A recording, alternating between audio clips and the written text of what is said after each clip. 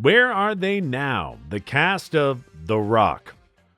Welcome back to another explosive episode of Where Are They Now? Today we're going to give you a chance to catch up with the cast of the loud, boisterous, and incredibly fun Michael Bay film The Rock, which quite literally rocked audiences in 1996. The cast has gone on to great things, although action movie fans still remember The Rock vividly all these years later. Number 9, Claire Forlani, Jade Angelou.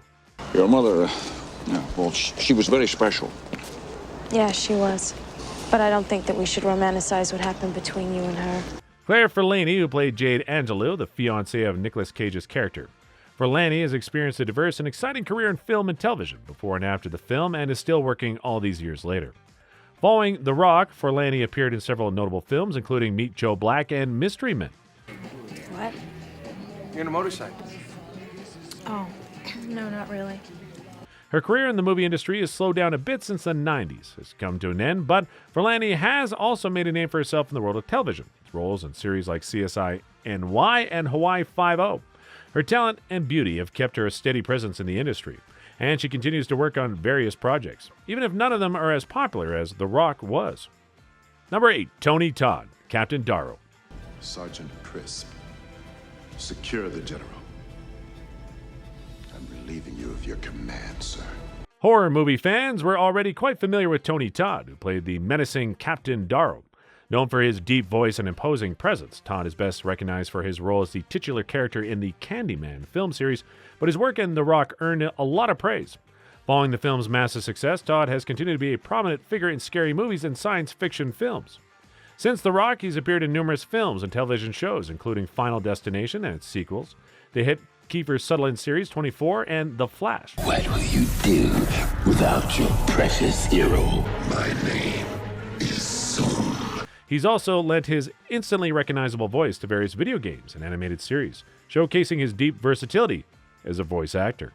Number 7, John Spencer, FBI Director Womack. Well, a lot of goddamn good it did us. He broke out of 2 maximum security prisons, and if he hits the streets... He's not gonna hit the streets, Jim. John Spencer played the stern FBI Director James Womack in The Rock. After the film's release, Spencer continued to have a lot of success and entered a brand new, exciting chapter in his career for his work on the classic TV series, The West Wing, playing Chief of Staff Leo McGarry, a role that earned him an Emmy Award in 2002. You don't want to find out what a $30 sip of scotch tastes like? No, I gotta stay sharp for tonight. Spencer's portrayal of Leo McGarry, the White House Chief of Staff, was widely praised, and he became a beloved figure on the show. It was ultimately the biggest role of his life, which was tragically cut short. His sudden passing at the age of 58 was a significant loss to the entertainment industry. His contributions to television and film are fondly remembered. While many people fondly recall his work in The Rock, L.A. Law, and Copland, he will likely always be remembered for his stellar performances in The West Wing. Number 6, William Forsythe, Special Agent Ernest Paxton. You all right? I mean, you gonna make it through this thing? I don't know. In The Rock, William Forsythe played the no-nonsense FBI Special Agent Ernest Paxton. Since the film came out, he's enjoyed a diverse and prolific career in both film and television, and is known for his tough guy roles and intense performances.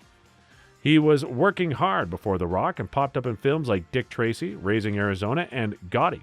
Following The Rock, some of Forsythe's most notable film roles include Deuce Bigalow, Male Gigolo, The Devil's Rejects, and The Bronx Bull, where he portrayed boxing trainer Ray Arcel. Now, my last wife, she divorced me for incompatibility.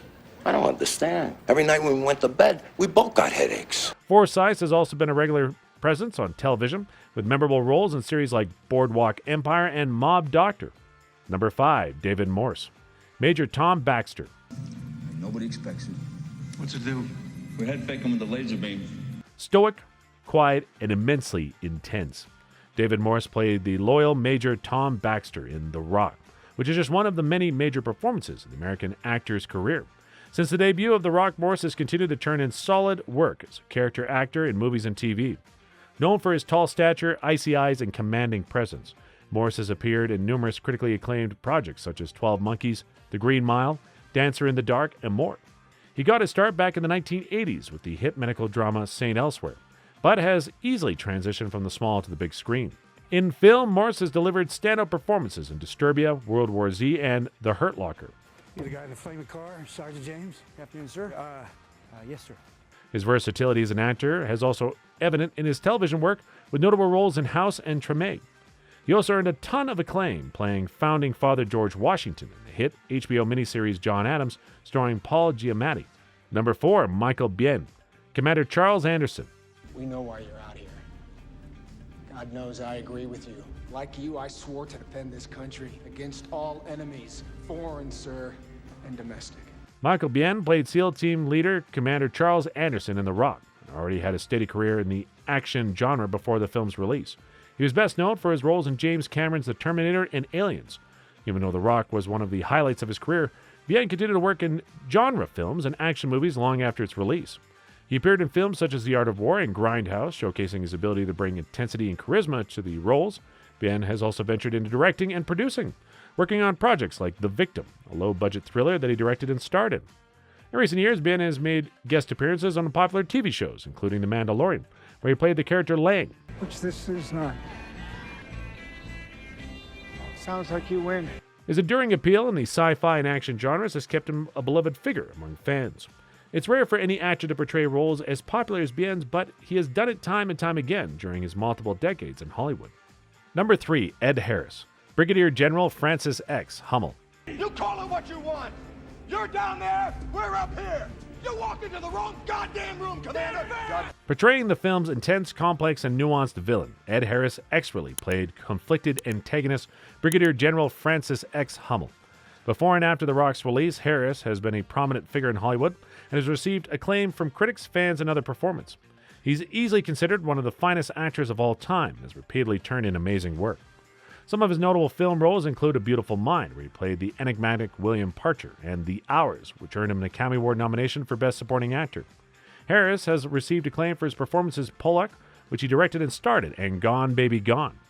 In the world of TV, Harris has been a standout in the HBO series Westworld, portraying the quiet, haunting, and morally ambiguous Man in Black. I knew a guest named William, too. Why don't I tell you where his path really led? His work on Westworld has earned him multiple award nominations and solidified his reputation as a versatile and compelling actor. There are so many great Harris roles that it would be tough to pick just a few. From The Right Stuff to The Truman Show, A History of Violence, Snowpiercer, Top Gun Maverick, and others. Harris has seemingly done it all.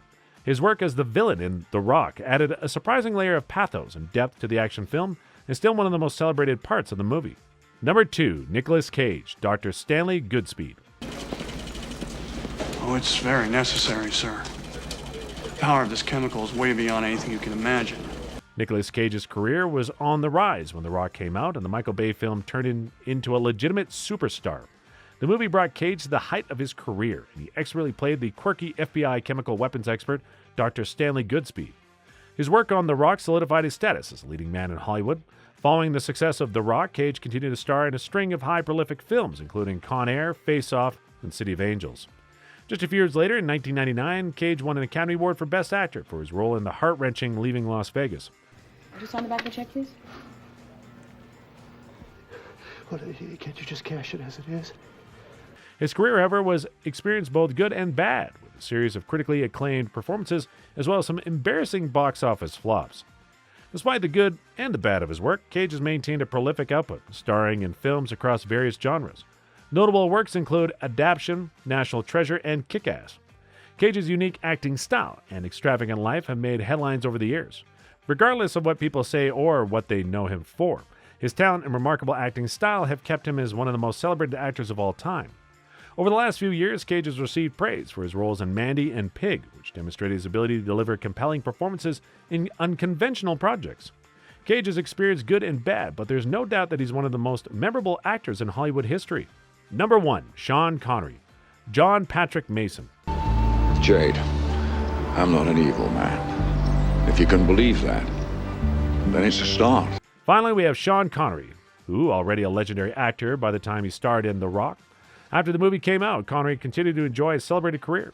Known for his iconic role as James Bond, Connery's portrayal of the rogue British agent John Mason in The Rock was not only a major highlight for director Michael Bay and the production team, but was also another standout moment in his outstanding career. Immediately after the movie's debut, he appeared in films like The Avengers and Entrapment.